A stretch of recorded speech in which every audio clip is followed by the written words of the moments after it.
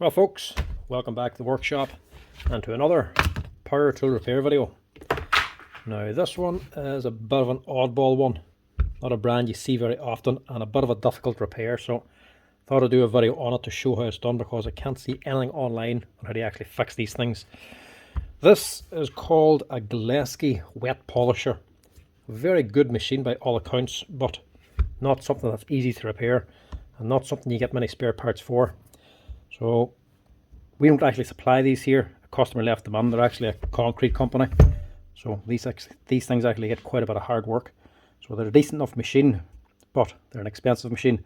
We're not a supplier for them. We didn't sell the machines. We've no supplier for spare parts, so I've told them I can't get any spare parts for these. And they basically come back to me and said they've already contacted their supplier for them and they said there's no spare parts available for them anyway, which is a little bit odd because these here are not cheap. This here costs about €700, this Galeski Polifox wet polisher. And these aren't exactly your cheap and cheerfuls. This is actually made in Germany machine, a proper German machine, German company. It's a 1500 watt motor and it's only been made in 2023. So a bit odd, you can't get many spare parts for them. Maybe that's different for you, whatever country you're in, but for here, supposedly there's not many. Online, can't find anything at all, not even a set of brushes for it. I've fixed these before. They're awkward to work on and they're awkward to take apart, so thought I'd do a wee video on it because nobody apparently has any videos online of how to fix these. Customer's taking it on. He says he's already put in a copy set of brushes into this from a different brand to get it up and running again, but it's still not running right. He wants to know if it can be fixed, and I think it can be, because he says it's running but it just doesn't sound right and there's no spark. So I think this might be, yeah, we all know what that is. Bearings. So it can be fixed. So I don't know why they don't supply any parts for these over here. I don't know, it's just a supply problem or what, but it's a bit odd because it is an expensive machine for no spare parts available. €700 for this thing.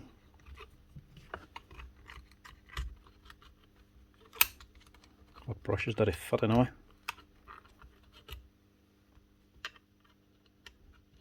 Don't know. Maybe they're the right ones. Now let's get them jammed in down here maybe. Don't know if they're the right ones or not. They don't have to be the right ones, they're only brushes. They'll do the job. Now, like I say, these are a wet polisher. They have a water feed. They can rust if the water gets into the gearbox. Like any other wet polishers, they're not exactly cheap to buy. But by all accounts, these are actually quite good. This company that's using it wouldn't exactly be easy on tools.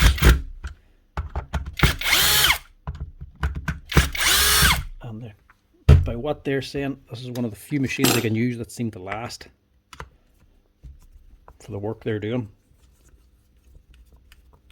But getting them fixed is the problem.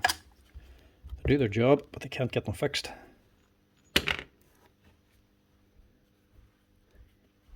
And that's the head here for driving the gear. It also has a water feed on it. I'm not doing much of that because I have worked on these before and have stripped them all down to completely fix them up, and then you find out there's a seal gone on this and you can't get the seals, or might be something broke down on here like a brush holder or something. You can't get anything. Smallest little part will put it off. So I'm not going to strip this down anymore or even bother cleaning it. Clean out the head, I'm going to change the bearings, get it up and running, bare minimum just, because otherwise it's not really worth doing. If you can't get spare parts for the machine, there's not much point in doing much with it.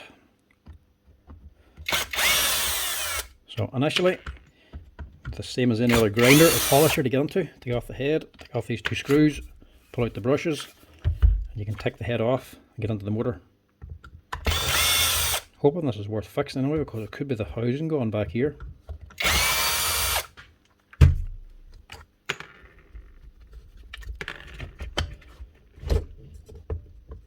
No, it's the top bearing. Oh, that one's gone too as well. Rubber's starting to fail, but I think we got to it in time. This is just a wee sleeve covering the bearing, and then a wee magnetic pickup on the back for the speed control on this. So we'll pull that off along with the bearing. I'll pull that rubber sleeve off, change this bearing. But this one's the problem, and this one's the thing that makes it difficult to fix, because you'd imagine like a normal grinder, you could put this in the vise or just give this a pull. Doesn't matter if you pull on it or lock this in the vise and slap this with a hammer. That head ain't coming off. You'd nearly think there's a bearing plate holding on the bearing, but of course there's no plate this side, and there's no way to access any screws that could be holding it on. The clue is when you look down inside, there's a little steel ring on top of the armature. There's a little oil ring, and it's basically just forcing the oil back up around instead of it just pulling down here so it doesn't get through the bearing. Just stops the grease from going through onto the motor, or stops as much getting down onto it. It's basically just a reverse thread and sort of just runs it back up again. But that is actually on the armature and it's stopping it from coming out. So that's bigger than the bearing, and the bearing will come out, but that won't. So to get this off, you actually have to unscrew this. And normally people figure this out after they've destroyed the housing or destroyed the armature. They'll normally put this in the vise or something and get something to actually beat in the top of the armature. And that wee skinny gear, bevel gear that's in there, one wee tap basically, and it's destroyed. And like I say, you can't get any spare parts for this. Or depending on what country you're in, probably in Germany you can get plenty.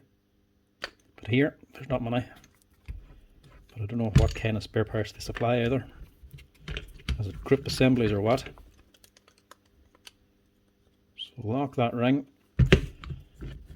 turn your armature,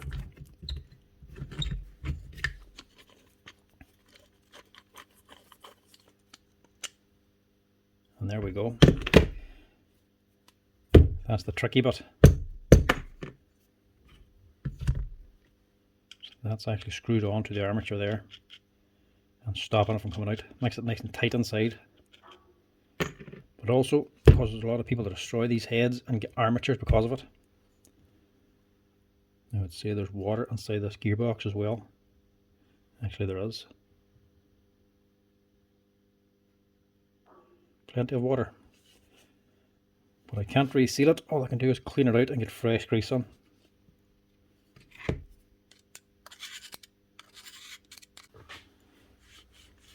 on here, there should be a circlip.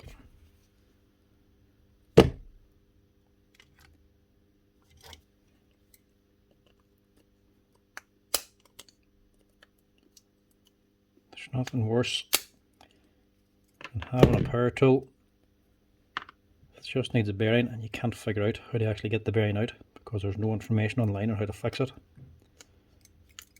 that's why I'm putting up this wee video.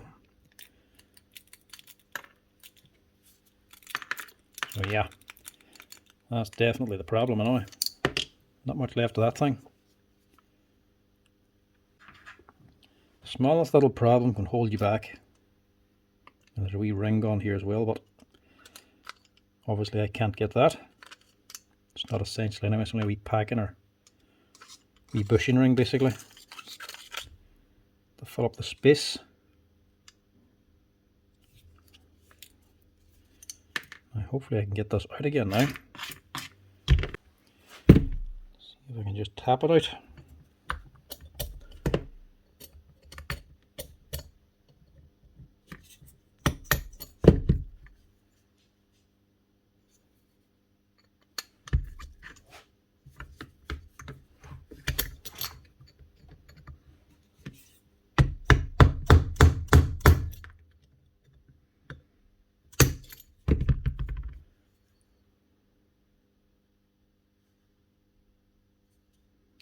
Right, I'm going to have to wash out this head first to see how I'm going to get that out now.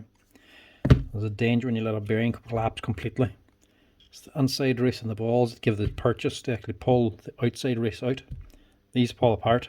There's nothing now to really get under here to beat this out. So we're going to have to see if we can wash it maybe and heat it up and help it come out. Right, That's it cleaned out. Let's see if we can get some heat in it to help take this out. Hoping it comes out now.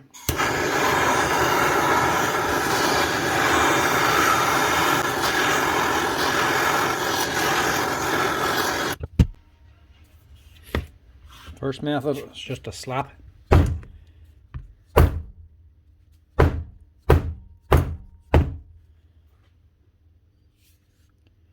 That doesn't work, we'll just go to the punch.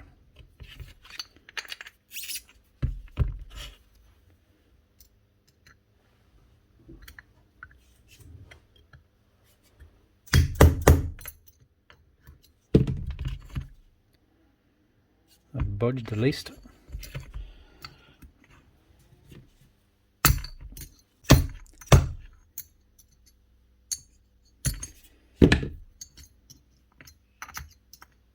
Yep. That's her. Enough heat, enough patience. Eventually get it out.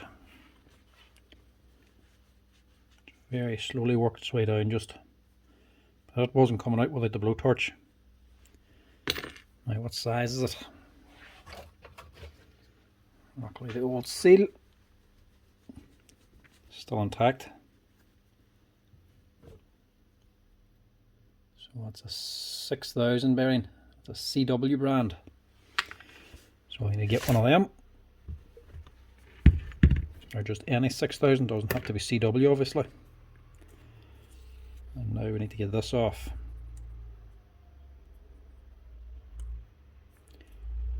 Right. I was going to say press this off, but that's not going to work because it can't get to the top of the shaft. Obviously if I press on this, I'm just going to break this tackle.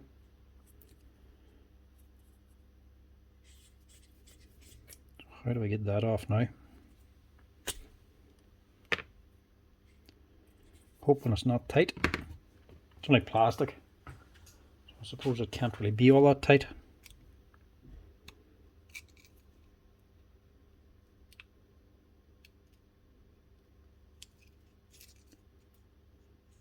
There we go.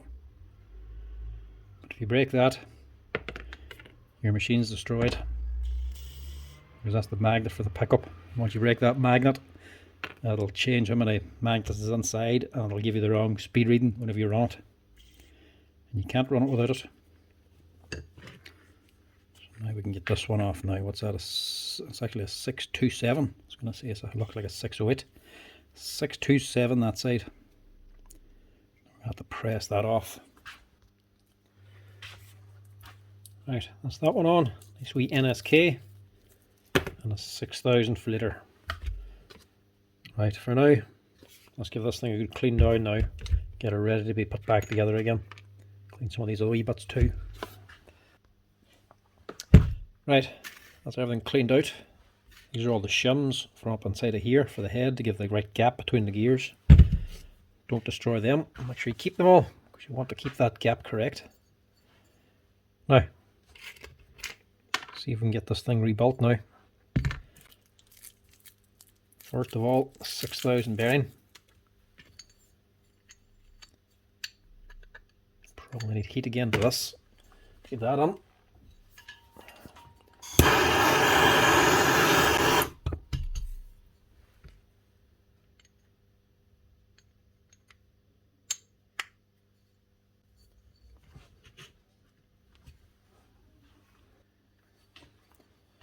It didn't drop on straight away, so I had to quickly get it over to the bearing press, get it on before it cooled down too much.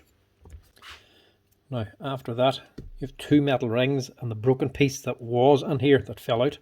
The broken piece is probably a spring washer or a wave washer. So I don't have a replacement, so I'm just going to make one out of a small shim. Just get a shim roughly the right size and just bend it so it acts like a little bit of a spring. And that can just be sandwiched in between these here too. It's just to keep that bearing pressed down tight. You could probably do without it, but just in case it rattles, you'd rather have something in there.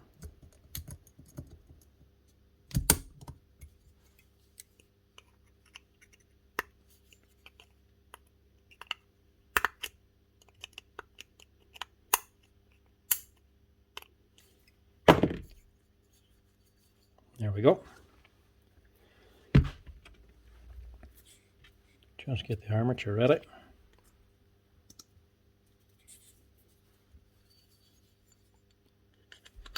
Now that's going on there, and this will hold on the bearing, or hold on the armature.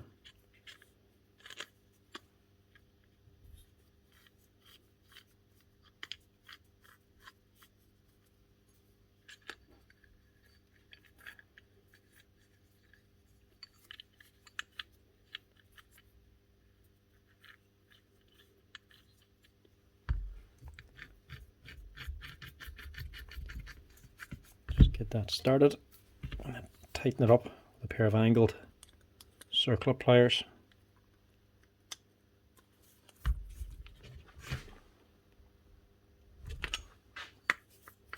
And there we go. That's our main problem sorted. Now, the company that actually sent this in did ask for a request. They wanted to ask a question, and I'm going to ask it here in the channel. They wanted to ask the audience their opinion. And the question is simple. What would you recommend instead of this brand? This here Galeski, German Galeski wet polisher, €700 machine. They need something more reliable and it can be fixed, that you can get the spare parts for. So if you were buying, what would you spend your money on? Would you stick with this, or what else? Now, the Makitas are also nice, but they also do require a wee bit more repairs as well, but you can get the spare parts for them. Flex, I've had mixed reviews on Flex. Some of them wear out very fast. They're also overpriced, and the spare parts can also be quite expensive.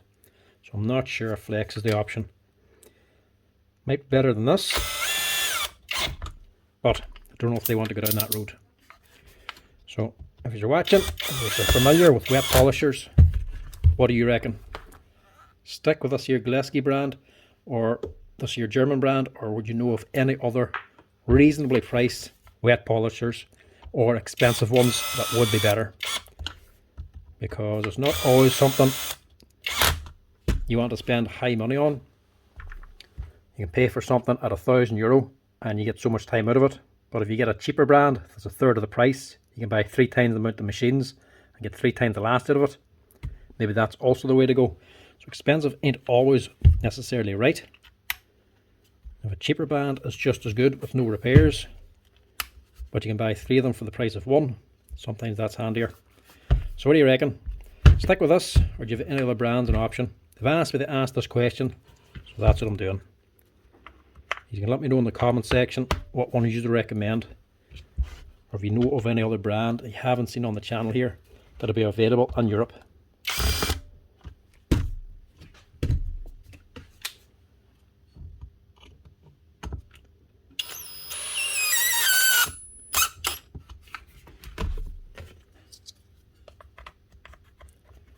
Let me know down below, or more so, let this company know, because whatever they're getting the most answers on, the most requested, that's what they'll probably be buying. Right, motor everything's simple, put back together again, same as most grinders. The only thing you have to watch is these here shims. Like I say, this is the gap between the 2 gears. These are going on here, and if you don't have these on, the gears aren't going to mesh correctly. I'm going to wear out very quick.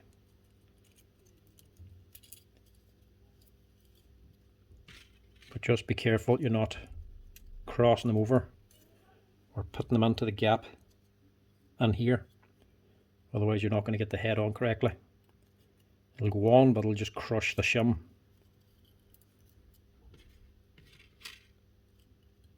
Get these on first, and we'll get some grease on. Now these are very fine.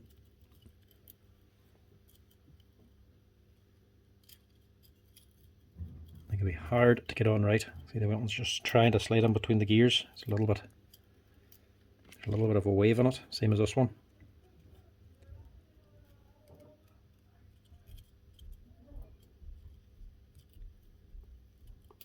Right, that should do the job. try to just keep them right. Now grease for this thing, I'm going to go with a heavier gear grease because I think it'll be better for the gears. A little bit harder on the motor, but this is a 1500 watt, so it should be able to handle it alright. Thicker stuff is better for the gears, the lighter stuff is better for the motor, for circulation. I think there was a lighter one on this. The only problem with the lighter stuff is it can eventually start to leak. It's harder to keep it on basically. So I think the heavier stuff will be better here. There's also a pin in the centre of this. The actual gear doesn't have a shaft in it to go into this needle bearing. It's two separate pieces. So there's a pin and the needle bearing, and it locates under this gear. And then all of this has to slide together without kinking these shims.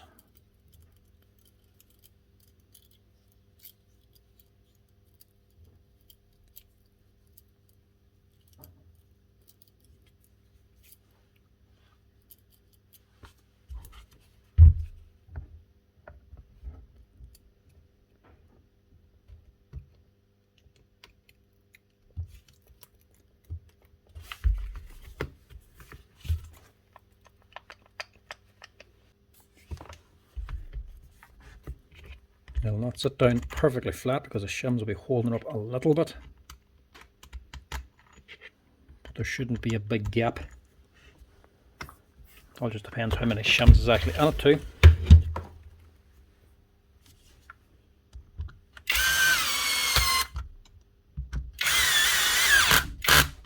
Because you can sometimes fit a different amount of shims on different machines.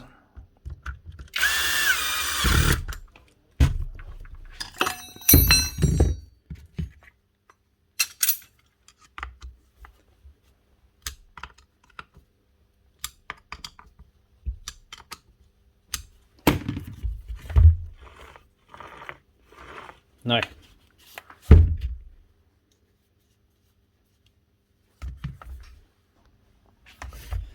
screw missing, so thought I'd just cut another one. Just so the handle stays in place.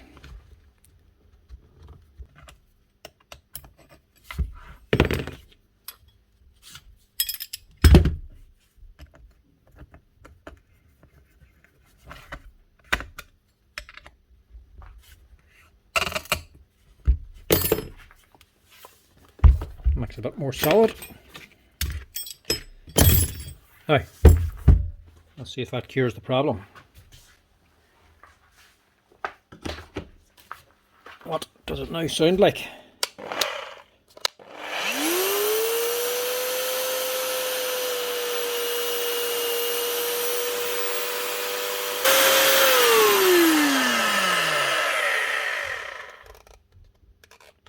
Obviously that speed control's never been adjusted, obviously not used.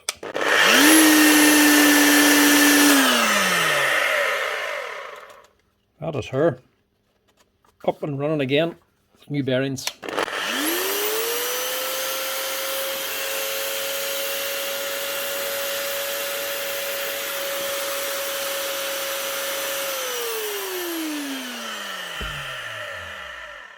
But most certainly still not perfect. The armature is still sparking. Could well be from the brushes he put on. They're not exact match and they're only brand new, so they might have to bed on. That sparking might go down. But the head, the gears are sounding a little bit rough. They're not exactly right.